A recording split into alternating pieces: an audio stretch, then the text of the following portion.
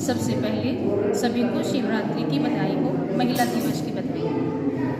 हाँ जी, सबसे पहले हमारे यहाँ जो प्रोग्राम होता है वो शिव के परिचय के लिए होता है। भगवान इस धरती पर आ चुके हैं, कलयुग को सतयुग में बदलने के लिए, दैवी दुनिया स्थापन करने के लिए परमात्मा इस धरा पर आ चुकी है और उसकी पहचान है ज्योति बिंदु। जी, ज्योति बिंदु की बात की आपने कि जो देखने में आ रहा है कि और क्या ओम शांति के द्वारा क्या क्या कार्यक्रम होते हैं, क्या संदेश दिए जाते हैं ताकि शांति का मार्ग आज के युग में प्राप्त कर सके। जैसे कि गीता में भी भगवान श्री कृष्ण ने कहा है कि मुझे राजयोग के द्वारा प्राप्त किया जाता है, किसी तप से, किसी व्रत से, किसी यज्ञ से मुझे प्राप्त नहीं किया जाता, मुझे राजयोग के द्वारा प्राप्त किया जाता है। और भगवान धरा पर राजयोग सिखाने के लिए आ चुके हैं। राजयोग का मतलब है आत्मा का परमात्मा से मिलन। जब आत्मा समझ के इस सारे शरीर को और सारी दुनिया को भूलकर हम परमात्मा को याद करते हैं, वही राजयोग है। कहा गया है कि नारी पूजनते देवता पूजनते, इसको कितना कारगर मानते हैं, इसके बारे में क्या कहना चाहेंगे आप? क्योंकि परमात्मा धरा पर पवित्रता की दुनिया स्थापन करना चाहते हैं, इसलिए परमात्मा कहते हैं जितना पवित्र होंगे उतना पवित्र दुनिया के मालिक बनेंगे। पवित्रता को स्थापन करने के लिए कन्याओं को चुना है। कन्याओं के सिर पे बाबा ने अमृत कलश रखा है और ये कन्याएं अब घर घर जाकर, शहर शहर जाकर पवित्रता के व्रत के लिए सबको बताती हैं, परमात्मा का परिचय देती हैं। यही नवयुग की स्थापना है। जी, बात की जाए तो आप देख रहे हैं कलयुग के अंदर बच्चे अपने माँ बाप को वृद्धाश्रम में भेज देते हैं, माँ बाप का कहना मानना बंद कर देते हैं। उनको इस बारे में क्या कहेंगे आप? उनके बारे में ये कहना चाहते हैं, ये जो सारा वातावरण गलत हुआ है, ये जो विकारों के कारण है। परमात्मा कहते हैं जब विकारों का त्याग होगा, तपस्या होगी, तब सतयुग की स्थापना होगी।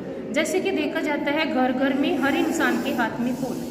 सबसे ज़्यादा अगर हम जैसे पहले बुजुर्ग जाते थे मंदिरों में, उनके साथ पोते पोती जाते थे, तो उनके अंदर वही संस्कार थे, सुबह उठते ही स्नान करना है, मंदिर जाना है, उसके बाद भोजन करना है। परंतु अब क्या करते हैं, जैसे कि सुबह उठते ही माँ बाप फ़ोन चलाते हैं, उसके बाद जब बच्चे शरारत करते हैं तो उनको शांत करने के लिए फ़ोन हाथ में दे देते हैं।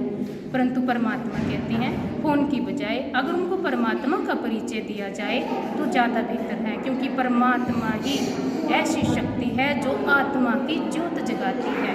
और आत्मा में इतनी शक्ति है जो शरीर तो क्या पूरे संसार को चला देती है। जितना हम परमात्मा की याद में रहेंगे उतना हमारी आत्मा में शक्ति भरेगी। हम कमज़ोर क्यों हैं? क्योंकि हमारी आत्मा परमात्मा से जुड़ी हुई नहीं है। अगर हम अशरीरी होकर परमात्मा को याद करते हैं, परमात्मा की शक्ति को अपने साथ जोड़ते हैं, तो देखिए परमात्मा के पास कितनी शक्तियाँ हैं। वो प्रेम का सागर, ज्ञान का सागर, सुख का सागर, आनंद का सागर, खुशियों का सागर, पवित्रता का सागर, वो जो सारी शक्तियाँ परमात्मा के साथ पास हैं, वो सब बच्चों को देना चाहती हैं। और बच्चों को वो शिक्षाएं लेने का रास्ता एक ही है, राजयोग। आत्मा समझकर परमात्मा को याद करें, राजयोग को धारण करें। जितनी धारणाएं मुरली में होती हैं, हमारे 1 नंबर गली में एक सेंटर जो है बाबा का, इसमें 7 दिन का कोर्स कराया जाता है। उसके बाद रोज़ मुरली चलती है। अगर रोज़ मुरली में जाएं, पढ़ाई करें, बाबा को याद करें, तो सबका कल्याण हो जाएगा। आज महिला दिवस है, सास सभी ने बनना है, तो जब सास की कदर करना कम कर देते हैं, आज महिला दिवस पर क्या संकल्प लिया आप लोगों ने? तो हम लोगों ने ये संकल्प लिया है, अगर पवित्रता की दुनिया होगी, पवित्रता की दुनिया होगी, शांति की दुनिया होगी, क्योंकि परमात्मा कहते हैं शांति की ही शक्ति से शांति धरा पर लानी है। शांति की ही शक्ति से सारी दुनिया में शांति स्थापित हो सकती है। वो तब होगी जब हम सबसे पहले अपने आप को शांत करें। सबसे पहले अपने आप को ऐसा बनाएं जिसको देखकर दुनिया सीखे, ऐसा होना चाहिए। जी, धन्यवाद।